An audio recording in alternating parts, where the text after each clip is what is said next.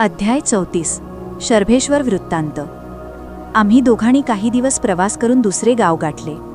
श्री धर्मगुप्तांनी मी श्रीपादांधे नावाचे स्मरण करत त्यांच्या अपार दया आणि करुणेचे चिंतन करत प्रवास सुरू ठेवला।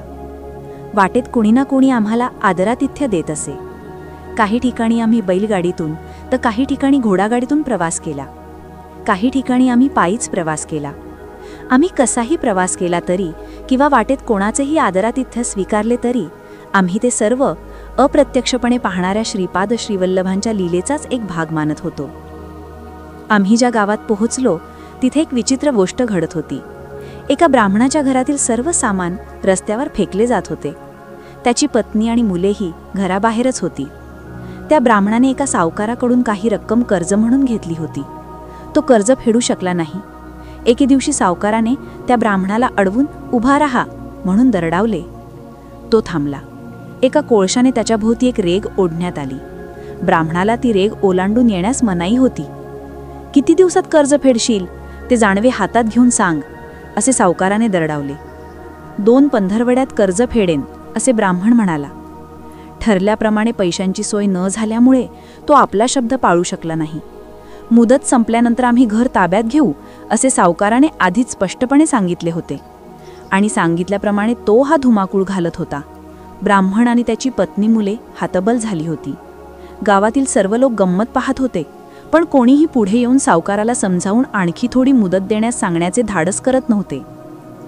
श्रीपाद भक्तांना संकटात टाकून त्यांच्या भक्तीची परीक्षा घेऊन त्यांचे रक्षण करतात।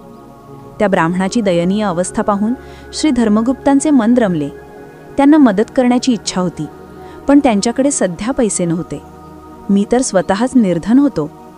तरीही मी धाडस करून म्हणालो, महाशय, या असहाय्य ब्राह्मणावर दया करून आणखी 2 पंधरवड्यांची मुदत द्या। या मुदतीत श्रीपाद श्रीवल्लभांच्या कृपेने तो आपल्या संकटातून बाहेर पडेल। जरा शांतपणे विचार करा। तो कर्ज फेडेल याची मी हमी घेतो। हे शब्द मी नकळतपणे बोलून गेलो।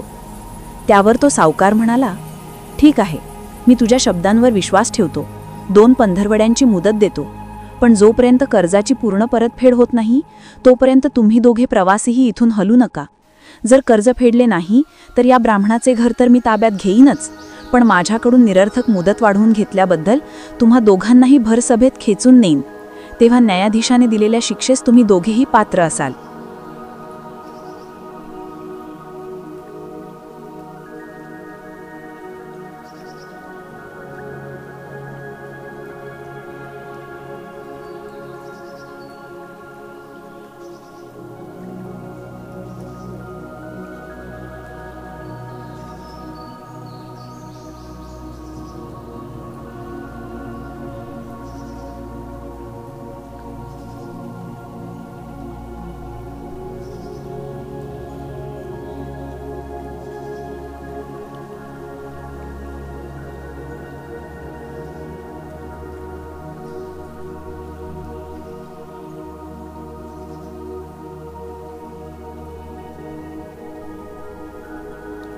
ब्रह्मदेवाच्या नशिबात जे लिहिले आहे ते टळणार नाही।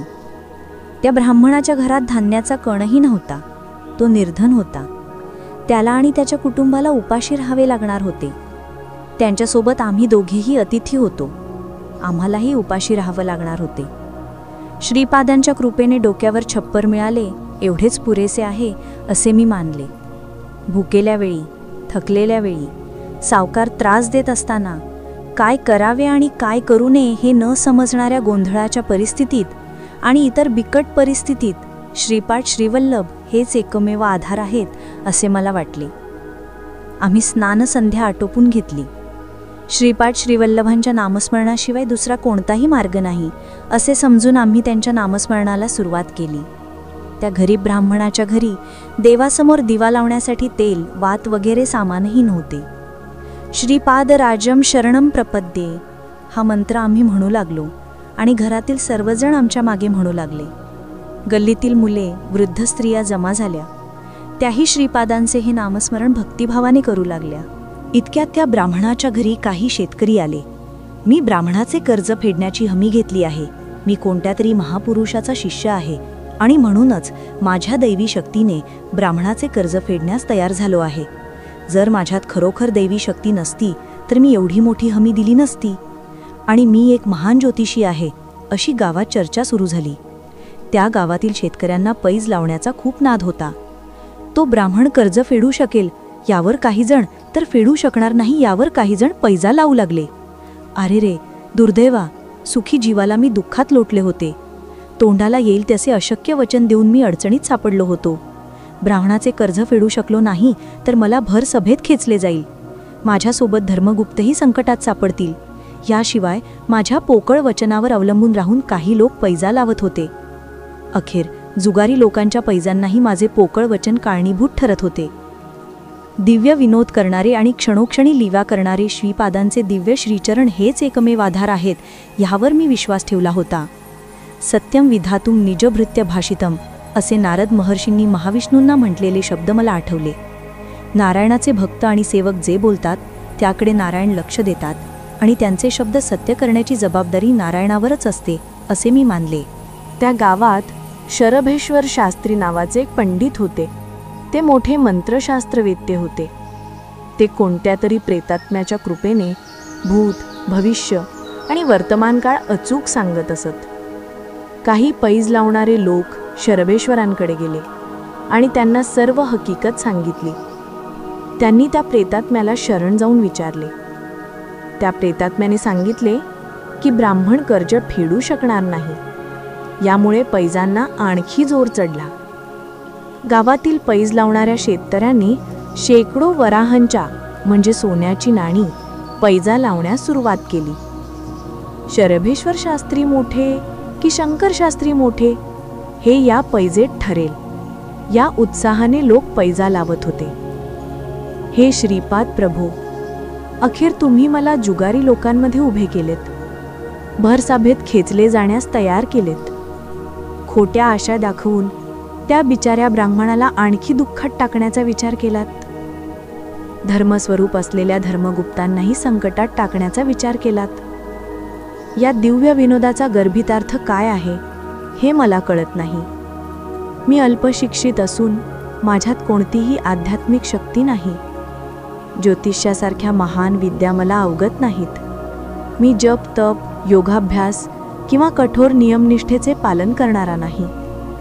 केवळ कुतूहलापोटी मी श्रीपादांचे दिव्य चरित्र लिहिण्याचा संकल्प केला होता, पण त्यासाठी माझ्यात कोणतीही पात्रता नाही. तुम्ही माझा रक्षण करून माझा उद्धार कसा कराल हे तुमच्या इच्छेवर आहे, अशी मी प्रार्थना केली. हट्टी माणूस राजापेक्षा बलवान असतो, अशी एक म्हण आहे. माझ्यात पूर्वी कधीही न आलेले धैर्य अंकुरू लागले. जे होणार आहे ते टळणार नाही आणि श्रीपाद कोणत्या ना कोणत्या उपायाने माझा उद्धार करतील असा माझा दृढ विश्वास बसला. शरभेश्वर शास्त्रींना एक बहीण होती. ती त्याच गावात राहत होती. तिला पहाटे एक स्वप्न पडले. स्वप्नात तिला खूप ताप आले आहे. तिच्या पतीचे निधन झाले आहे आणि तिला वैधव्य आले आहे, असा त्या स्वप्नाचा सारांश होता. तिने आपला भाऊ शरभेश्वर शास्त्री यांना स्वप्नाबद्दल विचारले. शरभेश्वरांनी आपल्या उपास्य प्रेतात्म्याला याबद्दल विचारले. तेव्हा त्या प्रेतात्म्याने सांगितले की तिचा पती परदेशी गेला असून वाटेत चोरांनी त्याला लुटून ठार मारले आहे. ती ढसाढसा रडू लागली. इतक्यात पैज लावणारे लोक तिच्या घरी पोहोचले आणि म्हणाले की आपल्या गावात शंकर भट्ट नावाचे एक महानुभाव आले आहेत. ते घटना अघटना समर्थ म्हणजे घडणाऱ्या आणि न घडणाऱ्या गोष्टींवर नियंत्रण ठेवणारे आहेत. ते श्रीपाद श्रीवल्लभ नावाचा महान देवाची आराधना करतात. त्यांच्याकडून सत्य परिस्थिती कळू शकेल. तिने यापूर्वी आपल्या भावापेक्षा महान असलेल्या कोणत्याही पंडिताबद्दल ऐकले नव्हते. प्रथमच आपल्या भावाला मागे टाकेल अशा पंडिताबद्दल ऐकून त्या महानुभावाला आपले दुःख सांगून त्यांचे आशीर्वाद घ्यावेत अशी तिची इच्छा झाली.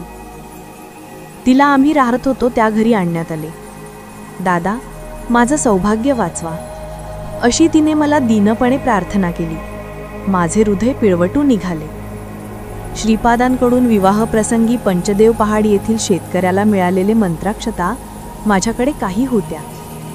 माझ्यात एक दिव्य स्फुरण झाले. साक्षात श्रीपादांकडून दिलेल्या मंत्राक्षता असल्याने हिचे सौभाग्य नक्कीच टिकेल असे मला वाटले. मी म्हणालो, आई, या मंत्राक्षता तू घे. या सोन्याच्या अक्षता आहेत. यांना तुझ्या देवघरात जपून ठेव. तुझे पती काही दिवसांतच तुझ्याकडे परत येतील. हे सत्य आहे. शर्भेश्वर शास्त्रींना पैज लावणाऱ्या शेतकऱ्यांनी ही बातमी पोहोचवली. ते आगीतून उठून फुफाट्यात पडल्यासारखे झाले. जर माझे पती खरोखरच जिवंत घरी आले तर मी त्या गरीब ब्राह्मणाचे कर्ज तर फेडेनच, पण शंकर भट्ट्यांना गुरु मानून मी सुद्धा श्रीपाद श्रीवल्लभांची आराधना करेन, असे ती स्त्री म्हणाली. 3 दिवस गेले. या 3 दिवसात काही शेतकरी मी राहत असलेल्या गरीब ब्राह्मणाच्या घरी अन्नधान्य आणून देत होते. त्यांनी माझ्यावर पैज लावली होती. जर मी जिंकलो तर तेही जिंकणार होते. त्यांना पैजत भरपूर धन मिळणार होते. 3 दिवसांनंतर 4थ्या दिवशी शर्भेश्वर शास्त्रींच्या बहिणीचा पती परदेशातून सुखरूप परत आला. त्या ब्राह्मण स्त्रीच्या आनंदाला पारावार उरला नाही. मी दिलेल्या मंत्राक्षतांमुळेच तिचे सौभाग्य टिकले असे तिने मानले. तिच्या पतीने सांगितले की वाटेत चोर त्याला मारणार होते, पण एका मुस्लिम पहिलवानाने त्या चोरांना ठार मारून त्या ब्राह्मणाला वाचवले. आहाहा, श्रीपादांची महिमा अपार आहे. शर्भेश्वर शास्त्रींचा अहंकार नाहीसा झाला. माझे भविष्य खरे ठरल्यामुळे आम्ही ज्या घरी राहत होतो त्या घरमालकाचे कर्ज शर्भेश्वर शास्त्रींनी फेडून टाकले. शर्भेश्वरांनी मला आणि धर्मगुप्तांना त्यांच्या घरी आदरातिथ्य स्वीकारण्याची विनंती केली. आम्ही होकार दिला. शर्भेश्वर म्हणाले, महाशय, मी दशमहाविद्यांपैकी एक असलेल्या धुमावती देवीची आराधना करतो. तंत्रग्रंथानुसार ती उग्र ताराच आहे. ती प्रसन्न झाल्यास रोग शोक यांचा नाश करते, पण जर ती कोपली तर सर्व सुखे आणि कामनांचा नाश करते. तिला शरण गेल्याने संकटे नष्ट होऊन संपत्ती प्राप्त होते. तिचा कोप झाल्यास भूक, तहान, कलह आणि दारिद्र्य येते. मी त्या महामातेची कृपा प्राप्त केली होती. उच्चाटन, मारण इत्यादी बाधा ती दूर करते. करणी वगैरेने पीडित लोकांच्या रक्षणासाठी तिची उपासना आवश्यक आहे. लोकांचे भले व्हावे या हेतूने मी काही काळ धनाच्या लालसेशिवाय काम केले. त्यानंतर माझ्यात धनाचा लोभ निर्माण झाला आणि मी उच्चाटन, मारण इत्यादी बाधांनी ग्रस्त लोकांकडून मोठ्या प्रमाणात धन घेऊ लागलो. हे त्या महामातेला मान्य नव्हते. याच दरम्यान प्राणमय जगातील एका अत्यंत बलवान प्रेतात्म्याशी माझा संबंध आला. त्या प्रेतात्म्याच्या मदतीने मला भूत, भविष्य आणि वर्तमान काळ सांगण्याची अपूर्व शक्ती मिळाली होती. असे प्रेतात्मे त्यांच्या उपासकांना अखेलेस दीनदुबळे करतात. त्यांची उपासना करूच नये, आणि जर केलीच तर त्या शक्तींद्वारे मिळालेले धन लोकांच्या उपयोगी कामांसाठी, गरजूंना आणि पीडिकांना दान करावे. असे केल्याने तो प्रेतात्मा नेहमी आपल्या ताब्यात राहतो. असे न करता स्वार्थाने धन कमावल्यास ते प्रेतात्मे एखादे चुकीचे भविष्य सांगून साधकाला अपमानित करतात आणि निर्धन बनवतात. इतकेच नाही तर कधीकधी मृत्यूही येऊ शकतो. स्वार्थामुळे आपला पुण्यसंचय क्षीण होतो. तेव्हा तो प्रेतात्मा आपल्याला नाना प्रकारचे त्रास देतो. मी अविचारीपणे धन मिळवत स्वार्थी जीवन जगलो. त्यामुळेच तो प्रेतात्मा माझ्या नियंत्रणाबाहेर गेला आणि त्याने चुकीचे भविष्य सांगून मला अडचणीत आणले. माझा अपमान झाला. आजपासून आपण माझे गुरुदेव आहात. मला आपला शिष्य म्हणून स्वीकारा, अशी त्यांनी विनंती केली. तेव्हा मी म्हणालो, महाशय, या जगाला, या सृष्टीला श्रीपाद श्रीवल्लभांशिवाय दुसरा कुणी गुरु नाही. मी अहंकाराने स्वतःला गुरु मानले तर तुम्हाला झालेल्या अपमानापेक्षाही जास्त अपमान मला सहन करावा लागेल. आम्ही कुरुंगड्ड्याहून येत असताना श्रीपादांनी दशमहाविद्यांबद्दल संक्षिप्त माहिती दिली होती. बाकीच्या गोष्टी जेव्हा आणि जेवढ्या कळवायच्या असतील तेवढ्या सांगितल्या जातील, असे ते म्हणाले होते. दशमहाविद्यांपैकी काली आणि धुमावतीबद्दल आम्हाला तुमच्याकडून जाणून घेता आले. महाशय, कृपा करून मला गुरु बनवू नका. मी काही विचित्र परिस्थिती तिथे अडकलो होतो, त्यातून बाहेर पडलो. श्रीपाद अडचणी निर्माण करण्यात मोठे कुशल आहेत आणि आपल्या भक्तांना त्यातून बाहेर काढण्यात मोठे चमत्कारिक आहेत. नेहमी श्रीपाद वल्लभांचे नामस्मरण करणे हेच इहपरलोकाचे साधन आहे, असे मी सांगितले. श्रीपादराजं शरणं प्रपद्ये. श्रीपाद श्रीवल्लभांचा जय जयकार असो.